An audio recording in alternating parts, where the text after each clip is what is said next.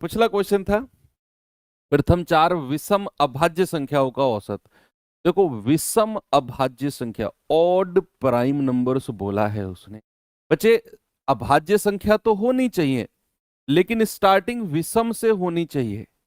हालांकि हम जब अभाज्य संख्याओं की बात करते हैं तो सबसे छोटी होती है 2, फिर 3, फिर 5, फिर 7, फिर 11, 13, इस तरीके से चलती है।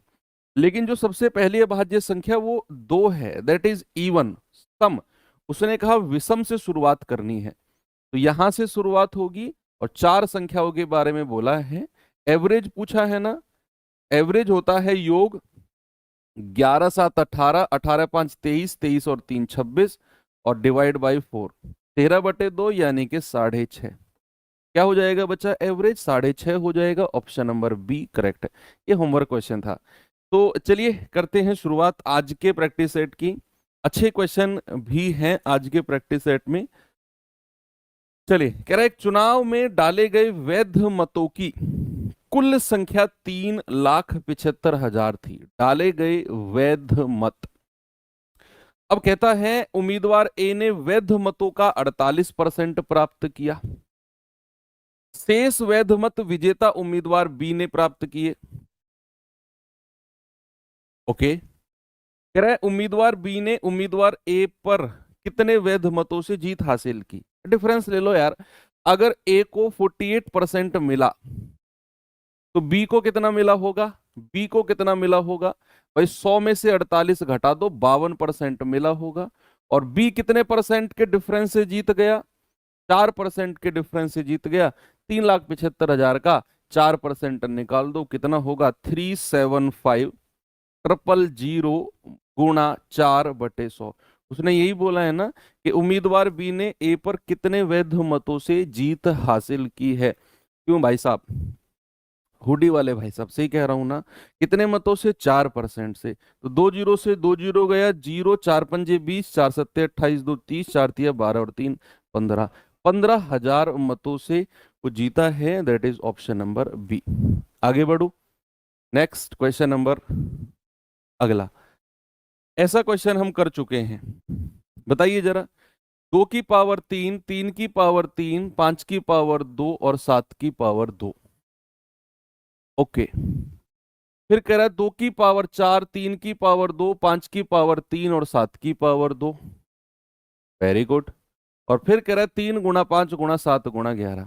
एचसीएफ बताना है। जब भी ऐसी मल्टीप्लाई वाली संख्या हो ना, या तो उनका एलसीएम पूछेगा या एचसीएफ। मैंने आपको बताया कि जो बेस होता है वो प्राइम होना चाहिए। ये संख्या बेस वाली है, 2 3 5 7, 3 5 7 11, ये सारी की सारी प्राइम होनी चाहिए। है कि नहीं, बिल्कुल है। और अगर इनका एचसीएफ कहेगा तो हम 1 बाई 1 जाएंगे। अगर यहाँ 2 की पावर 3 है तो यहाँ 2 की पावर 4 है, तो भैया तीसरे वाली संख्या में भी 2 की पावर होनी चाहिए। अगर मैं एचसीएफ की तरफ जा रहा हूं, अगर मैं एचसीएफ की तरफ जा रहा हूं तो यहां 2 की पावर है, यहां है, तो तीसरे में भी होनी चाहिए। नहीं है तो मैं एचसीएफ में 2 को कंसीडर नहीं करूंगा। आ जाओ 3 पे। 3 की पावर 3, 3 की पावर 2, 3 की पावर 1 होना चाहिए। और सबसे छोटी पावर को उठाना है, दैट इज 3 की पावर 1। फिर आ जाओ आगे, 5 की पावर 2, 5 की पावर 3, 5 की पावर 1, तीनों में है सबसे छोटी पावर को। 7 की पावर 2, 7 की पावर 2, 7 की पावर 1, सबसे छोटी पावर को। बाकी 11 तो यहाँ पे है ही नहीं, केवल यहीं पे है। एचसीएफ के लिए तीनों में होना बहुत जरूरी है। 5 तिया 15 सत्ते 105। क्या हो जाएगा, ऑप्शन नंबर ए। आगे बढ़ते हैं, इस सवाल का जवाब बताओ क्या होगा जल्दी से। ऐसे मेरी तरफ टुकुर टुकुर देखने से काम नहीं चलेगा, अपनी रफ कॉपी में करो ये सवाल, आपसे ही कह रहा हूं। देख लो, मान नहीं रहे फिर भी।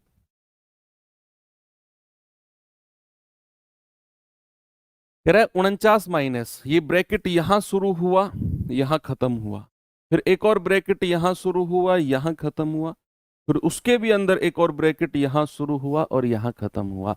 बच्चे जब भी ब्रैकेट के अंदर ब्रैकेट के अंदर ब्रैकेट होना, तो सबसे अंदर वाले ब्रैकेट से शुरुआत की जाती है। सबसे अंदर वाले ब्रैकेट में भी इन दो संख्या के ऊपर लगा हुआ है बार, तो पहले इन दोनों को सॉल्व करेंगे। तो 7 में से 12 गया, कितना है -5, कितना है -5, और 6 में से 5 गया 1, 6 में से 5 गया 1। अब ब्रैकेट को थोड़ा आगे ले आओ, तो भैया इस वाले ब्रैकेट पे आ जाओ। तो 12 डिवाइडेड बाई 3 ऑफ, 3 ऑफ, और यहां से सॉल्व करके कितना मिला है 1। तो 3 ऑफ 1 तो 3 ही होगा, और 12/3 कितना होता है 4। 12/3 कितना होता है 4। और बाहर आ जाओ, बड़े वाले पे आ जाओ। तो 35 + 4 कितना आ गया 39। और थोड़ा बाहर निकल के आएंगे तो 49 - 39 कितना आ गया जी 10। ऑप्शन बी बिल्कुल करेक्ट है। आगे बढ़ूं, नेक्स्ट क्वेश्चन नंबर 4। बताइए बच्चे जल्दी से इसका जवाब। एक एक दिन माइनस होता जा रहा है और इम्तिहान की घड़ी बहुत नजदीक आ रही है। 23 फरवरी। कुछ मतलब मैं सोच रहा हूं कि अब हमारा 15वां प्रैक्टिस सेट चल रहा है ना, तो हम लोग 25 प्रैक्टिस सेट करेंगे बस। 25 या 20 प्रैक्टिस सेट करेंगे। 20 बहुत है। 20 प्रैक्टिस सेट करके फिर हम लोग एक नई सीरीज शुरू करेंगे। उसमें जो रामबाण सीरीज है, जिसका बेसब्री से आप इंतजार कर रहे हो कि सर एसएससी जीडी का जब एग्जाम आता है तो एक सीरीज मैथ्स में चलती है, बड़ी फेमस है। आप लोग नए हो तो आपने नाम सुना होगा, रामबाण। तो मैं वो सीरीज चलाऊंगा, फिर आपकी 10-12 क्लास वहां पे करेंगे हम लोग, और फिर उसके बाद कुछ और सोचेंगे। प्रैक्टिस सेट 20 सफिशिएंट है ना, स्मार्ट वे में स्टडी करना है।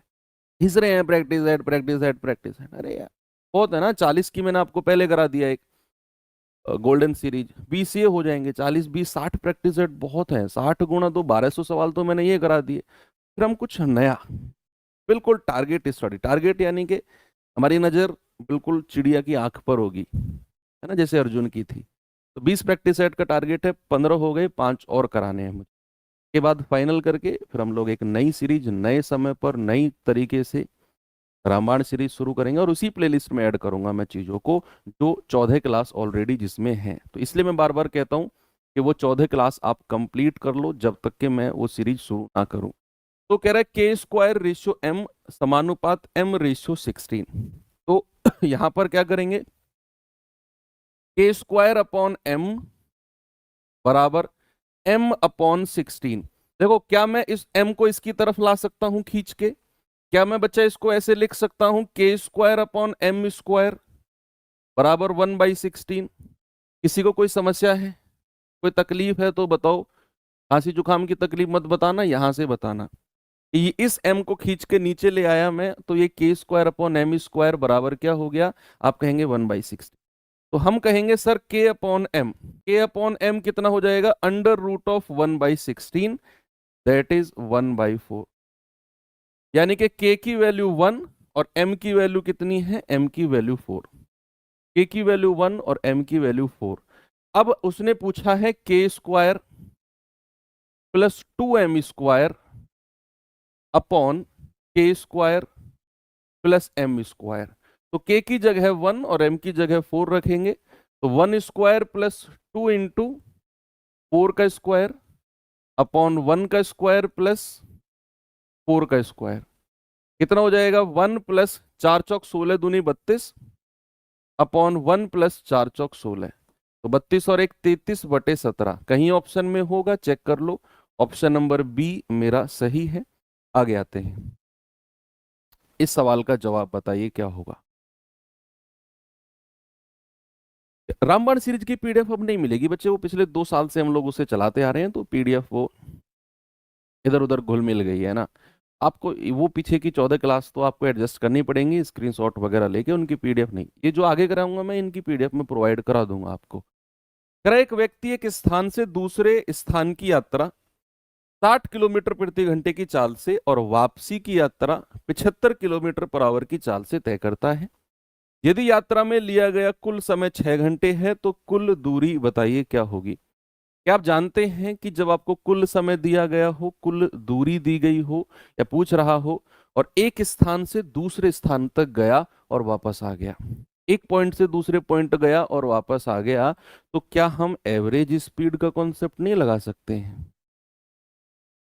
एवरेज स्पीड क्या होता है बच्चा? जब एक पॉइंट से दूसरे पॉइंट गया और वापस उसी पॉइंट पर आ गया, तो एवरेज स्पीड होता है 2ab upon a plus B, और बराबर क्या हो जाएगा? कुल दूरी बटे कुल समय, total distance upon total time, total distance upon total time. तो जाने की स्पीड कितनी है जी? 60।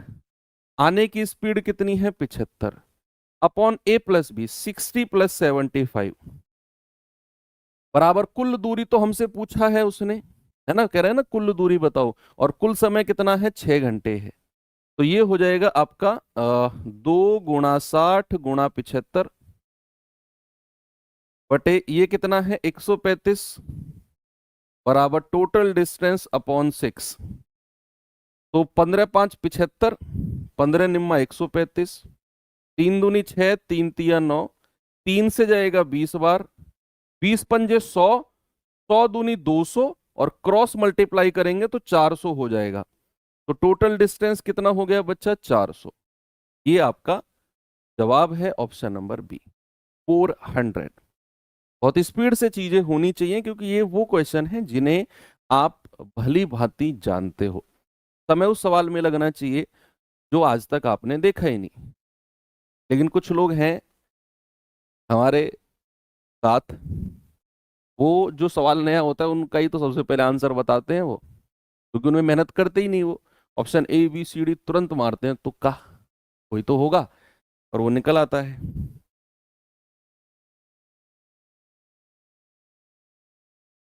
कह रहा है एक वर्गाकार मैदान का क्षेत्रफल 24,200 मीटर स्क्वायर है।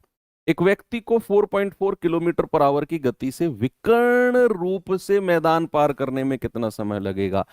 विकर्ण रूप से मैदान पार करना चाहता है बच्चे। कोई भी स्क्वायर, अगर मैं वर्ग की बात करता हूं तो मेरे भाई, अगर मैं इसको विकर्ण रूप से पार करूं, विकर्ण रूप से, क्या समझ रहे हो कि अगर मैं इसे विकर्ण रूप से पार करता हूं तो इसका एरिया क्या होता है? डायगोनल का स्क्वायर बटा 2। अगर मैं इसकी साइड आपको दे दूं और एरिया पूछूं तो आप जानते हैं भुजा स्क्वायर यानी कि साइड स्क्वायर। लेकिन अगर मैं आपसे पूछूं विकर्ण, अगर यानी कि डायगोनल अगर दिया हो, तो भैया एरिया होता है डायगोनल का स्क्वायर बटा 2, जो कि हमें दिया हुआ है कितना? 24200। 2 की गुणा उधर होगी तो डायगोनल का स्क्वायर कितना हो जाएगा? 48400। तो यहां से मेरे भाई डायगोनल कितना होगा? √48400। आप जानते हैं अगर लास्ट में 2 जीरो है तो 1 जीरो बाहर निकल के आएगा, और 484 का अंडर रूट कितना होता है? 22 होता है। तो क्या भाई साहब डायगोनल 220 आ गया मीटर में? डायगोनल क्या 220 आ गया मीटर में? आपको स्पीड दे रखी है 4.4 किलोमीटर पर आवर, और समय पूछ लिया उस विकर्ण को पार करने का। डीएसटी का रूल लगा दो। डीएसटी बोले तो distance equal to speed into time. दूरी कितनी है? 220। चाल कितनी है? 4.4। 5/18 से मल्टीप्लाई करके मीटर पर सेकंड में बदल दो और गुणा टाइम। यहां से टाइम जो आएगा वो सेकंड में आएगा। किस में आएगा मेरे भाई? सेकंड में। पॉइंट हटेगा बटे 0। 44×5 = 220, 5 से 5 गया, 18 धाम 180। टाइम कितना हो गया? 180 सेकंड। ऑप्शन में मिनट में दिया हुआ है तो 60 से डिवाइड कर दो, कितना आ जाएगा? 3 मिनट।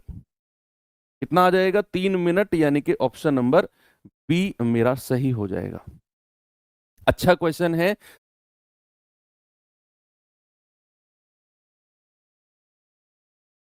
चलिए भाई करते हैं शुरू। थोड़ा सा टेक्निकल इशू आया जिसकी वजह से क्लास थोड़ी सी रुकी आपकी 1 मिनट के लिए। तो अच्छे क्वेश्चन हो चुके हैं और अब हम आते हैं अपने 7वें क्वेश्चन पे। छठा क्वेश्चन हमने यहाँ पर किया, जो जिसका जवाब हमारा कितना था? 3 मिनट था, कि वर्गाकार ने मैदान को विकर्णतः पार किया। ये क्वेश्चन हमने कंप्लीट कर लिया था। के बाद आते हैं हम 7वें क्वेश्चन पे। सवाल है 31 की पावर 37 प्लस 9 की पावर 37 निम्नलिखित में से किसके द्वारा पूर्णतः डिविजिबल है। जल्दी से बैक टू स्टडी, फालतू की इधर उधर की बातें नहीं प्लीज, वो जल्दी खत्म करेंगे हम लोग। कह रहा है 31 की पावर 37 प्लस 9 की पावर 37 इनमें से किसके द्वारा डिविजिबल है। तो बच्चे एक फॉर्मूला भी कह लो या रूल भी कह लो कि अगर a की पावर n प्लस b की पावर n कहीं है और जहां पर n एक ऑड नंबर है, एक विषम संख्या है, ऑलवेज रिमेंबर ये वाला पार्ट डिविजिबल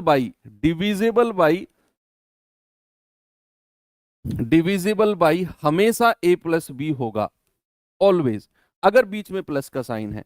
अगर आपको दिया हुआ है a की पावर n माइनस बी की पावर n और जहां पर n एक ऑड यानी कि विषम नंबर है, तो ये संख्या divisible by a minus B. और अगर आपको दिया हुआ है a की पावर n माइनस बी की पावर n और जहां पर n एक सम संख्या है, इवन है, तो ये number divisible by a plus B और a माइनस बी। ठीक है, a प्लस बी और a माइनस बी लिख लीजिए। ये कुछ रूल है, आपने थर्ड सिंडेसिस वगैरह में देखा होगा कि अगर a की पावर n माइनस बी की पावर n और n इवन है तो ये divisible by a plus B और a माइनस बी। ये तीन केस होते हैं, पहला केस आपका ये, दूसरा केस आपका ये और तीसरा केस आपका ये।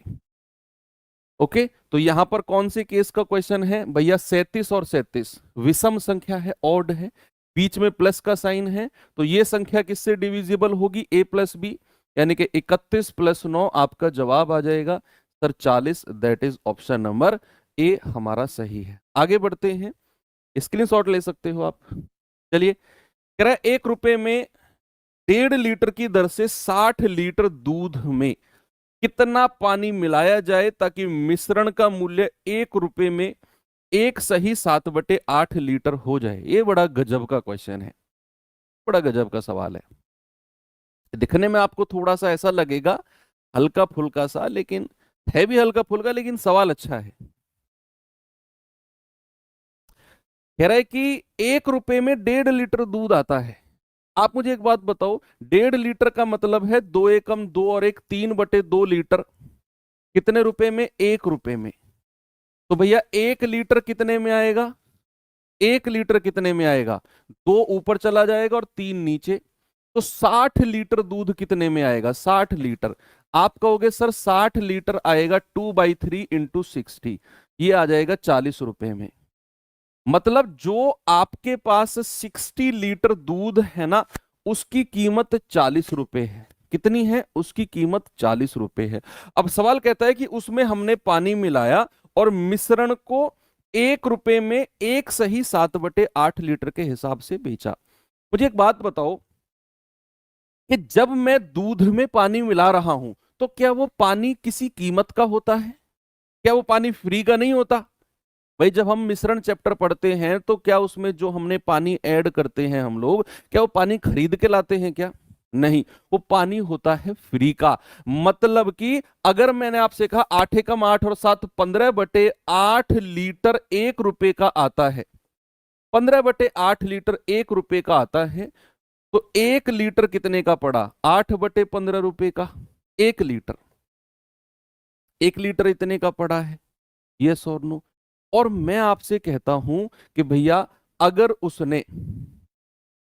उसने 60 लीटर दूध 40 रुपए का खरीदा होगा तो उसने जो पानी मिलाया वो फ्री का है, तो वो फ्री का है, तो भैया पानी मिलाने के बाद कितनी क्वांटिटी हो गई होगी उसकी। मान लो 60 लीटर पहले था, 60 लीटर दूध पहले था, x लीटर पानी मिला दिया, तो 60 प्लस x लीटर हो गया, और उसकी कीमत कितनी हो गई, कीमत हो गई 8/15। कितनी होगी बच्चे, 8/15। तो ये कीमत है उसकी पानी मिलाने के बाद। भाई 1 लीटर इतने रुपए का है पानी मिलाने के बाद, तो 60 प्लस x लीटर कितने का हो जाएगा, गुणा 8/15। और ये कीमत किसके बराबर रहेगी, इस 40 रुपए के ही बराबर रहेगी, क्योंकि वो 60 लीटर 40 रुपए में खरीद के लाया है। पानी वो भाई मिला दो 1000 लीटर मिला दो, 40 रुपए में जो खरीद के लाया है, खरीद उसकी 40 रुपए ही पड़ेगी, है ना। तो 60 लीटर में x लीटर पानी मिलाया, तो गुणा 8/15 कर दिया, तो ये उसकी खरीद है, और ये 40 के बराबर होगी, तो यहां से x की वैल्यू निकाल दो। 8 पंजे 40, 15 5 75 बराबर 60 प्लस x, तो यहां से x बराबर कितना हो गया, 15 लीटर। यानी कि उसने 15 लीटर पानी ऐड किया होगा। कितना ऐड किया होगा बच्चा, 15 लीटर पानी ऐड किया होगा। स्टार लगा लो, मिक्सचर एलिगेशन का वन ऑफ द बेस्ट और नया क्वेश्चन है। चलते हैं आगे। दिलसाद 5 रुपए में 3 अंडे की दर से कुछ अंडे खरीदता है और 12 रुपए में 5 अंडे की दर से उन्हें बेच देता है। इस सौदे में उसे 143 रुपए का लाभ हुआ। बताइए उसने कितने अंडे खरीदे थे। एक तरफ रखो वस्तु और एक तरफ रखो बचे मूल्य। तो जब वो खरीदने गया दिलशाद, तो 3 अंडे उसने 5 रुपए में खरीदे। कितने, वस्तु कितनी है 3, कितने रुपए में खरीदे, 5 में। जब वो बेचने जा रहा है तो 12 रुपए में 5 अंडे बेच रहा है, यानी कि 5 अंडे कितने में, 12 रुपए में। देखो आपने अब तक पढ़ा होगा कि अगर वो परसेंटेज में प्रॉफिट या लॉस पूछे तो क्रॉस मल्टीप्लाई कर दो, लेकिन अगर वो आपसे कहे कि रुपए में प्रॉफिट और लॉस दिया हुआ है और संख्या पूछे, परसेंटेज का जिक्र ना करे, तो हम वस्तुओं की संख्या बराबर करते हैं। मैं कह रहा हूं जरूरत ही नहीं है, क्रॉस मल्टीप्लाई से ही आपका अब भी जवाब आएगा। आप क्या करो, आप क्रॉस मल्टीप्लाई करो, 5 पूरे 25 और 12 तिया 36, यानी कि 25 रुपए की चीज 36 में बेची गई। कितने का प्रॉफिट हुआ, 11 रुपए का। तो 11 यूनिट की वैल्यू किसके बराबर है, सवाल कह रहा है 143 रुपए का लाभ। तो 1 यूनिट की वैल्यू आएगी 13। अब आपसे उसने बोला है कितने अंडे खरीदे थे। एक काम बस छोटा सा करना है आपने, जब भी आपको इस तरह की कंडीशन दिया हो तो इन दोनों की गुणा कर दो, 5 तिया 15, 15 यूनिट की वैल्यू निकाल दो। 1 यूनिट 13, तो 15 गुणा 13 कितना आ जाएगा, 195। यानी कि उसने 195 अंडे खरीदे थे। आपको कोई वस्तुओं की संख्या बराबर नहीं करनी, क्रॉस मल्टीप्लाई करके प्रॉफिट निकाला, उसको 143 के बराबर करके 1 यूनिट की वैल्यू निकाली। उसने वस्तु की संख्या पूछी थी, इन दोनों की गुणा कर दो, 15 यूनिट की वैल्यू 195, दैट्स ऑल। आगे बढ़ो। कह रहा है 1850 रुपए को 2 भागों में बांटकर पहले भाग को 5% और दूसरे भाग को 10% पर निवेश किया गया। कह रहा है भैया वार्षिक ब्याज की दर कंपाउंडेड है, कंपाउंडेड एनुअली यानी कि चक्रवृद्धि ब्याज की दर है। कंपाउंडेड एनुअली यानी कि चक्रवृद्धि ब्याज की दर है। कह रहा 2 साल में मिश्रधन समान होगा। ये बड़ी इंपॉर्टेंट, बड़ी खूबसूरत लाइन है। कह रहा 2 साल में जो अमाउंट है वो बराबर होगा। कह रहा है वह राशि क्या है जिसे 10% पर निवेश किया गया था। बोलिए क्या करेंगे। बड़ा अच्छा, बहुत प्यारा क्वेश्चन है। 1850 को ही 2 भागों में बांटा गया। मैं आपसे कहता हूं 2 हिस्से में बांट दो इसको, ए और बी, और ए और बी मिलाकर 1850 होगा। सिंपल सी बात है। कंपाउंड इंटरेस्ट, सिंपल इंटरेस्ट का नहीं, कंपाउंड इंटरेस्ट का क्वेश्चन है। पहले भाग पर 5% का फ्रैक्शन है, ओ सॉरी फ्रैक्शन कह रहा हूं, ब्याज की दर। मुझे एक बात बताओ, अगर मैं किसी भी वैल्यू पर 5% ब्याज ले रहा हूं तो 1 साल का मिश्रधन कितना होगा, 1 साल का। अगर मैंने रेट 5% लगाया तो 1 साल का अमाउंट की बात कर रहा हूं आपसे, क्या वो 105% होगा? क्या 1 साल का अमाउंट मेरे भाई 105% होगा कि नहीं? तो 1 साल का मिश्रधन हो गया 105/100। और कितने साल की बात कर रहा है, 2 साल की, तो स्क्वायर कर दो। दूसरा पैसा है बी और उस पर लिया जा रहा है 10% ब्याज। तो 1 साल का मिश्रधन कितना हो गया, 1 साल का हो गया मेरे भाई 110%, 110/100। और बात की जा रही है 2 साल की, तो स्क्वायर कर दो और मिश्रधन बराबर कर दो। सवाल ने बोला है ए बी का रेशियो निकाल दो, यहां से सवाल हो जाएगा। तो हम कहेंगे कि सर क्या ऐसा नहीं किया जा सकता कि भैया 5 से जाएंगे 20 बार और 5 से जाएंगे 21 बार? यस, 5 से जाएंगे 20 बार और 5 से जाएंगे 22 बार, 5 से ही काटो। तो भैया स्क्वायर कर दो। अब 21 का स्क्वायर 441 होता है और 20 का स्क्वायर 400 बराबर 22 का स्क्वायर 484 होता है और 20 का स्क्वायर 400। 400 से 400 कट गया। ए और बी का रेशियो कितना आ गया? ए के सामने 484 और बी के सामने 441। भैया दोनों को जोड़ेंगे तो 4 और 1 5, 8 4 12, 4 4 8 और 1 9, और इसकी वैल्यू है 1850 के। तो एक यूनिट की वैल्यू किसके बराबर है? देख लो, पूरा 2 बार कट गया। आपसे क्या कह रहा है? 10% पर जो पैसा दिया गया दैट इज बी। तो 441 की वैल्यू किसके बराबर हो जाएगी? आप कहेंगे 882। किसके बराबर हो जाएगी बच्चा? 882। That is option number B. आगे बढ़े, आगे चलते हैं। 3 की पावर 98 माइनस 3 की पावर 89 इकाई के स्थान पर क्या अंक होगा? Unit digit.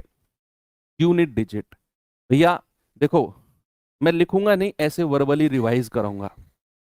1 मिनट में मेरे साथ रिवाइज करना। किसी भी संख्या का यूनिट डिजिट 0156, 0156 अगर है तो उसकी दुनिया की कोई भी पावर हो, यूनिट डिजिट चेंज नहीं होता है। किसी भी संख्या का यूनिट डिजिट अगर 4 है, 4, और 4 की पावर अगर इवन यानी कि सम संख्या है तो यूनिट डिजिट होगा 6, और 4 की पावर ऑड यानी कि विषम संख्या है तो यूनिट डिजिट होगा 4। अगर किसी संख्या का यूनिट डिजिट 9 है, 9 की पावर सम संख्या यानी कि इवन है तो यूनिट डिजिट होगा 1, और विषम संख्या है तो यूनिट डिजिट होगा 9। 4 और 9 का केस खत्म। अब बचे हैं 2 3 7 8। इसके लिए होता है यूनिवर्सल मेथड। यूनिवर्सल यानी कि जो सब में लगेगा, जो 4 में भी लगेगा, 9 में भी लगेगा, 0 1 5 6 सब में लगेगा। लेकिन हम स्पेशली उसे 2 3 7 8 के लिए पढ़ते हैं कि अगर किसी भी संख्या का यूनिट डिजिट 2 3 7 8 इनमें से कुछ है तो उसकी पावर को 4 से डिवाइड करते हैं। किससे डिवाइड करते हैं? 4 से, क्योंकि साइक्लिसिटी 4 की होती है। और 4 से डिवाइड करके रिमाइंडर देखो तो कितना कटा भाई 4 से? ये 96, 96 16 24 चौके 96 जाता है, रिमाइंडर आया 2, माइनस 89 कितनी बार जाएगा? 22 चौक 88, रिमाइंडर आया 1। तो 3 की पावर 2 9, उसमें से 3 गया, कितना आ गया? 6। That is option number B मेरा बिल्कुल करेक्ट हो जाएगा। Option number B. इतने कंफ्यूज क्यों हो रहे हो? ऑप्शन गायब है भाई, 3 ऑप्शन गलत हो गए, चौथा दिया भी नहीं है तो सही वही होगा ना। तुम रीजनिंग पढ़ रहे हो, तुम एक कॉम्पिटिटिव एग्जाम की तैयारी कर रहे हो, 3 ऑप्शन गलत हो गए, चौथा मत दो, वो डी लिख दो, ऑप्शन डी लगा के आगे बढ़ जाओ। तुम्हें अपने नंबर से मतलब है, चाहे उसने ऑप्शन दे रखा हो नहीं दे रखा हो। ये 3 नहीं हो सकते जी, चौथा सही है। आगे बढ़ो। नेक्स्ट, 9 सेंटीमीटर त्रिज्या वाला एक गोला 3 सेंटीमीटर त्रिज्या वाले सिलेंडर के रूप में ढाला जाता है, सिलेंडर की ऊंचाई ज्ञात करो। ये मतलब उसी प्रकार की खुशी होती है जैसे आपने कभी कोई एग्जाम दिया होगा ना, उसमें आप लगा के आओ, तुक्के पे तुक्के, तुक्के पे तुक्के लगा के आओ तो मिलेंगे। तो जो फोकट वाले हो ना, कुछ लोग फोकट वाले होते हैं जिन्होंने कोई मेहनत, जिनको पता ही नहीं सवाल गलत भी है, ये मतलब उसी प्रकार की खुशी होती है जैसे आपने कभी कोई एग्जाम दिया होगा ना, उसमें आप लगा के आओ, तुक्के पे तुक्के, तुक्के पे तुक्के लगा के आओ, पता चला 4 क्वेश्चन गलत है और उसके नंबर सबको मिलेंगे। तो जो फोकट वाले हो ना, कुछ लोग फोकट वाले होते हैं जिन्होंने कोई मेहनत, जिनको पता ही नहीं सवाल गलत भी है नहीं, जो ऐसे हवा में तुक्के लगा के आए, वो बड़े खुश हो जाते हैं, 4 सवाल के नंबर सबको मिलेंगे। तो वो भी हाथ आगे कर देते हैं कि भाई 4 के तो हमें भी नंबर चाहिए। बेशक हमें पता नहीं चला कि कौन सा गलत कौन सा सही है, लेकिन अगर सबको मिल रहा है तो फिर हमें भी मिलना चाहिए उसका नंबर। तो हालांकि बीच में कुछ रूल आया था एसएससी का कि जो अटेम्प्ट करेगा उसी को नंबर मिलेंगे। फिर क्या हुआ, सब अटेम्प्ट करने लग गए। क्या होता था पहले, कुछ लोग छोड़ देते थे सवालों को, तो लेकिन एसएससी कितना भी तेज हो जाए स्टूडेंट से आगे नहीं जा सकता। 9 सेंटीमीटर त्रिज्या वाला गोला 3 सेंटीमीटर त्रिज्या वाले सिलेंडर में ढाला जाए। कोई भी चीज अगर एक दूसरे में ढाली जाती है तो वॉल्यूम यानी कि आयतन हमेशा बराबर होता है। तो भैया गोले का आयतन क्या होता है? 4/3 पाई, और आर कितना है? 9। का क्यूब, और सिलेंडर का होता है पाई। आर कितना है 3 स्क्वायर इंटू एच।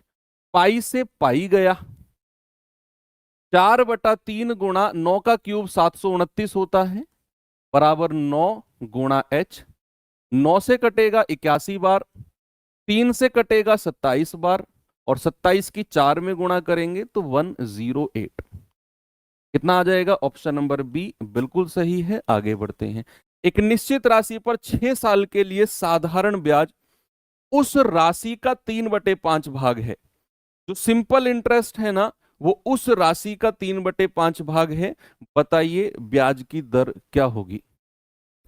सभी लोग।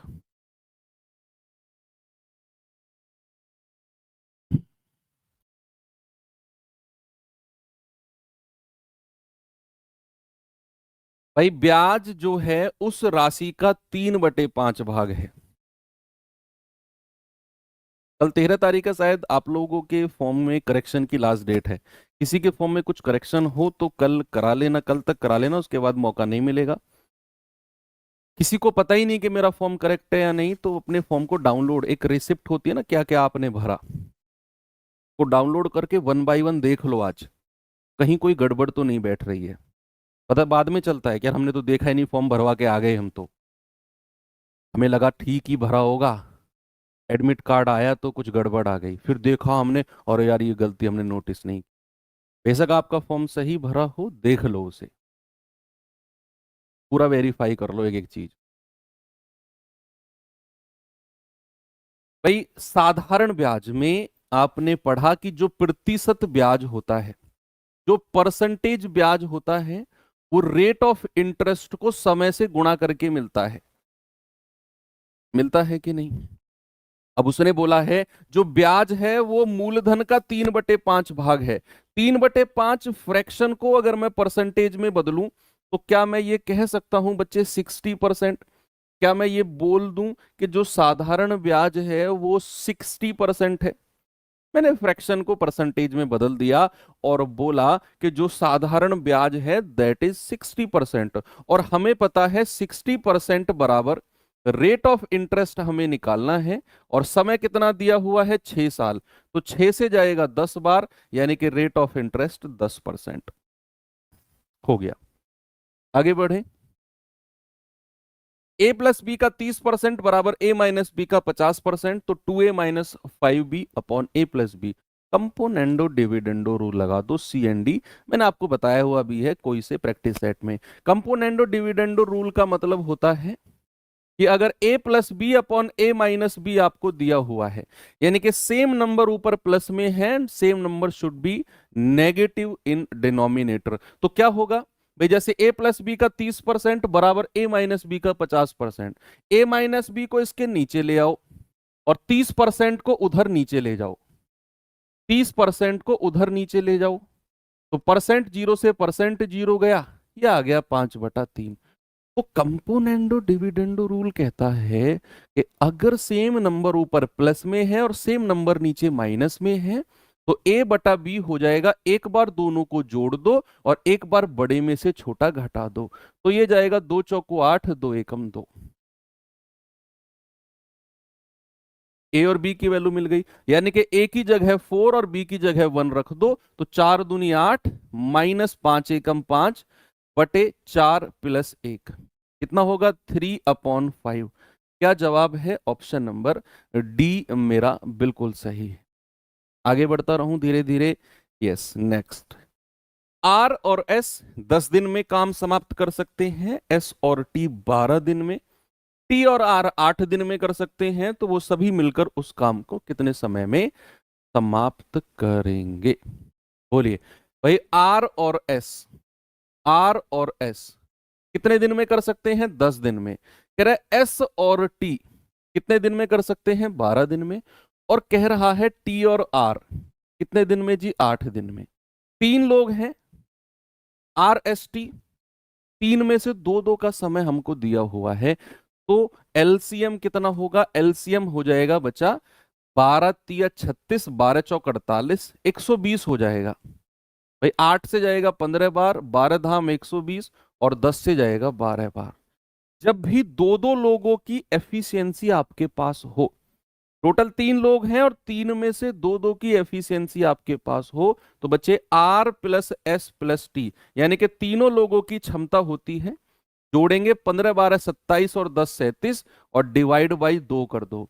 डिवाइड बाई 2 क्यों करना है जी? क्योंकि जब आप इनको जोड़ोगे ना, 2 बार R आएगा, 2 बार S एंड 2 बार T, वो 2 कॉमन आ जाएगा और यहां नीचे डिवाइड में चला जाएगा।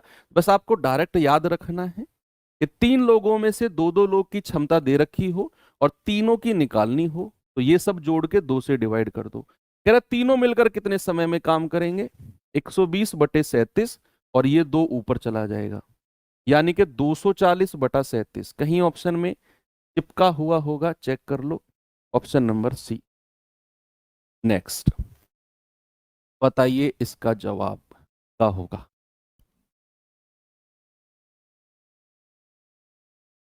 कह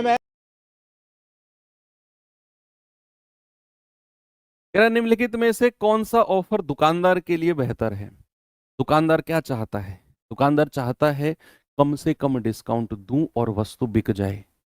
और ग्राहक क्या चाहता है? ग्राहक चाहता है लूट लूं मैं इसे, निचोड़ लूं मैं इसे। आप दुकान पे गए, 1500 रुपए की पैंट बताई उसने, आपने कहा 900 रुपए दूंगा, उसने कहा ठीक है दे दो। वो टेंशन में रहा होगा, घर की कोई टेंशन थी, दिमाग में रहा कि यार मैं क्यों खामा खा इसे बार्गेनिंग करूं, ठीक है 900 रुपए दे रहा है, दे 900 रुपए। उसको बेचारे को 900 की खरीद ही पड़ी क्यों ना हो। आपने कहा 900 रुपए दूंगा, लेना हो तो लो, नहीं तो रहने दो। उसने कहा ठीक है 900 रुपए दे दो इसके। कह रहा हूं आप घर तक आपके दिमाग में एक कीड़ा घूमता रहेगा, यार इसने एक ही बार में 900 के लिए हाँ कर दी, मैं लुट गया, मुझे और कम बोलने चाहिए थे, इसने मुझसे बार्गेनिंग क्यों नहीं की। मतलब हमारे ना रगों में ये बसा हुआ है कि जब तक खींचातानी की नौबत ना आ जाए, दुकानदार की आंखों से आंसू ना आ जाए, हम सीढ़ियों से उतर के नीचे ना आए, दुकानदार वापस ना बुलाए भैया वापस आओ, तब तक हमें ना जी को तसल्ली नहीं होगी। तब तक हम प्राउड फील नहीं करेंगे कि वाह मजा आ गया, हमने तो दुकानदार को नोच खसोट लिया और लूट के आ गए। बिल्कुल हम खुद नहीं लूटे हैं। तो यहां वही कंडीशन है कि दुकानदार के लिए बेहतर, यानी कि मिनिमम डिस्काउंट। तो 2 खरीदो 1 मुफ्त में पाओ, तो इसके लिए परसेंटेज डिस्काउंट क्या होगा? फ्री में कितना मिला है? 1, और टोटल वो कितना लेके गया है? 2 और 1 3, और मल्टीप्लाई बाई 100, तो भैया यहां पर है 33.33% का डिस्काउंट। दूसरे वाले ऑफर में क्या डिस्काउंट है जी? 3 खरीदो 2 फ्री में ले जाओ, तो भैया 2/3, टोटल कितना लेके गया है? 3 और 2 5, multiply by 100, it will be 40%। और थर्ड वाले में क्या है जी? कह रहा है 3 खरीदो 5 फ्री में ले जाओ, तो 5 फ्री और डिवाइड बाई 3 और 5 8, मल्टीप्लाई बाई 100, कितना होता है? ये 62.5 के आसपास होता है आई थिंक। तो भैया दुकानदार के लिए बेस्ट 33.33, यानी कि ऑफर नंबर 1। अगर आपसे कहेगा ग्राहक के लिए बेस्ट, तो भाई साहब ग्राहक के लिए तो सबसे ज्यादा वाला डिस्काउंट, यानी कि स्कीम नंबर 3। आगे आ जाओ। 3 व्यक्तियों के औसत वजन में 4 किलोग्राम की वृद्धि हो जाती है जब उनमें से एक व्यक्ति जिसका वजन 100 किलोग्राम है दूसरे के द्वारा प्रतिस्थापित यानी कि रिप्लेस किया जाता है। आपको यह जानकर बड़ी खुशी होगी कि एसएससी में जो अभी लेटेस्ट में एग्जाम एडिक्विटी करा रहा है, हर एग्जाम में लगभग हर शिफ्ट में, चाहे मैं दिल्ली पुलिस की बात करूं, चाहे मैं सीएचएसएल की बात करूं, चाहे सीजीएल की बात करूं, लगभग हर शिफ्ट में ये रिप्लेसमेंट का क्वेश्चन आया है। एक गया दूसरा आया, अध्यापक के आ जाने से भैया एक व्यक्ति उठकर गया, उसके स्थान पर दूसरा आ गया। एक नाव में इतने सारे लोग बैठे थे, भैया एक गया दूसरा आ गया। लगभग ये मान लो एडिक्विटी का ये फेवरेट है। आपको आसान लग रहा होगा, लेकिन मैं आपके थोड़े से नॉलेज में डाल रहा हूं कि ये क्वेश्चन अब तक के 3-4 एग्जाम में हाईलाइट रहा है। कह रहा है 4 किलोग्राम की वृद्धि होती है जब एक व्यक्ति जो 100 किलोग्राम का है वो गया और दूसरा आया। तो रिप्लेसमेंट में संख्या चेंज नहीं होती है भाई, एक गया दूसरा आ गया, जितनी संख्या थी उतनी ही रहेगी। 3 लोग थे 3 ही रहेंगे, और 3 लोगों का अगर एवरेज 4 किलोग्राम बढ़ा तो टोटल वृद्धि कितनी हुई है? आप कहेंगे सर टोटल वृद्धि जो है ना वो 12 किलोग्राम की है। टोटल वृद्धि कितनी है जी? टोटल वृद्धि 12 किलोग्राम की है भैया, यानी कि जो गया है ना उससे 12 किलोग्राम ज्यादा का रहा होगा जो आया है। तो 100 प्लस 12, आप कहेंगे सर जो आया है वो 112 केजी का है। That is option number B, बिल्कुल सही है। आगे चलो। ट्रेन ए और बी की लंबाई का रेशियो 2:3 है। ए की चाल 36 किलोमीटर पर आवर, बी की चाल 54 किलोमीटर पर आवर। विपरीत दिशा अपोजिट डायरेक्शन में यात्रा करते हुए 10 सेकंड में एक दूसरे को पार करते हैं। ट्रेन बी कितने समय में 450 मीटर की सुरंग को पार करेगी? ये तो बाद की बात है। अगर दो ट्रेन अपोजिट डायरेक्शन में ट्रेवल करती हैं तो क्या उनकी रफ्तार ऐड होती है? बिल्कुल होती है, उनकी रफ्तार ऐड होती है। और भैया अगर मैं इनकी लंबाई का रेशियो 2 और 3 है तो लंबाई को मान लो 2r और 3r। मान लो ए की लंबाई 2r है और बी की लंबाई 3r है, तो डीएसटी का रूल जब मैं लगाऊंगा, distance equal to speed into time, तो दूरी यानी कि लंबाई दोनों की जुड़ेगी 5r, और अपोजिट डायरेक्शन में सापेक्ष गति जुड़ती है। तो 36 प्लस 54 कितना हो जाएगा बच्चा? 36 प्लस 54 हो जाएगा 90, और उसको 5/18 से मल्टीप्लाई कर दो मीटर पर सेकंड के लिए, क्योंकि समय हमें 10 सेकंड दिया हुआ है। 18 पंजे 90, 5 से 5 काट दो तो आर की वैल्यू कितनी आ गई? 5 धाम 50। आर की वैल्यू कितनी आ गई बच्चे? 50। सवाल कहता है कि बी जो ट्रेन है वो कितने समय में 450 मीटर को पार करेगी, तो यानी कि हमें बी की लंबाई चाहिए, वो कितनी है? 3r। तो 3r कितना हो जाएगा? 50 गुणा 3, यानी कि 150 मीटर लंबाई है किसकी? ट्रेन बी की। हमें बी से ही मतलब है, तो कह रहा है कि ट्रेन बी 450 मीटर। तो भैया फिर से डीएसटी का रूल लगाएंगे, सुरंग 450 मीटर की है और ट्रेन बी की लंबाई 150 मीटर है। स्पीड ट्रेन बी की 54 किलोमीटर पर आवर है। 5/18 से गुणा कर दो और गुणा टाइम, तो आप कहेंगे 18 तिया 54, तो ये आ जाएगा 600 बराबर 5 तिया 15 गुणा टी, तो 15 से जाएगा 40 बार, यानी कि भाई साहब 40 सेकंड में वो उस सुरंग को पार करेगी। बढ़िया क्वेश्चन है, आगे बढ़ते हैं। कह रहा है कि पाइप ए 350 लीटर धारिता वाले एक टैंक को 3.5 मिनट में भर सकता है। पाइप बी 780 लीटर धारिता वाले टैंक को 8 सही 2/3 मिनट में भर सकता है। दोनों पाइप के एक साथ खोल दिए जाएं तो 1615 लीटर टैंक को भरने में कितना समय लगेगा, वो भी मिनट में? जल्दी से जवाब बताइए भाई। अगर मैं पाइप ए की बात करता हूं तो पाइप ए 3.5 मिनट, यानी कि 3 दूनी 6 और 1 7/2 मिनट में कितना? 350 लीटर। तो 1 मिनट में कितना? 7 पंजे 35 और 50 दूनी 100 लीटर। दूसरा पाइप है बी, ये उसकी क्षमता है ये 100 लीटर प्रति मिनट। पहले वाले पाइप की एफिशिएंसी निकाल दी। What do you mean by क्षमता? प्रति इकाई समय में किया गया काम। तो अगर मैं यहां 1 मिनट में 100 लीटर कह रहा हूं तो उसकी क्षमता है 100 लीटर पर मिनट। ऐसे ही दूसरे वाले का 8 तिया 24 और 2 26/3 मिनट में कितना लीटर भर रहा है जी? 780 लीटर। तो 26 तिया 78 और 30 तिया 90, यानी कि 1 मिनट में 90 लीटर। तो भाई साहब उसकी क्षमता है 90 लीटर प्रति मिनट। अब दोनों पाइप की एफिशिएंसी हमने निकाल दी। कह रहा 1615 लीटर भरने में कितना समय लेगा दोनों पाइप, तो 1615 से डिवाइड कर दो 1615 डिवाइड बाई दोनों की क्षमता 190, 19 धाम 190, 19 अट्ठे 152, 19 पंजे 95, 5 दूनी 10 17 बार, 2 अट्ठे 16, 8 सही 1/2। कितना जवाब हो जाएगा बच्चा? ऑप्शन नंबर डी मेरा सही है। और आज का लास्ट क्वेश्चन ये रहा। कह रहा है भैंसों और बत्तखों के एक समूह में सिरों की संख्या के दोगुने से 24 ज्यादा पैर हैं। भैंसों की संख्या समूह में कितनी है? ये सवाल दिखने में आपको ऐसा होगा, सिरों की संख्या पैरों की संख्या वाला, अलग है, बिल्कुल अलग है। ये ऐसे नहीं होगा, थोड़ा सा सोचना पड़ेगा इसमें। 8 बिल्कुल सही जवाब है, सही दे रहे हो आप लोग। 6 भी बिल्कुल सही जवाब है, बिल्कुल सही जा रहे हो आप लोग। इतना 12 भी सही जवाब है। 10 वाला है कोई? 10 को भी करवा दो सही, इससे क्या दुश्मनी है? एसएससी जीडी की नोटिफिकेशन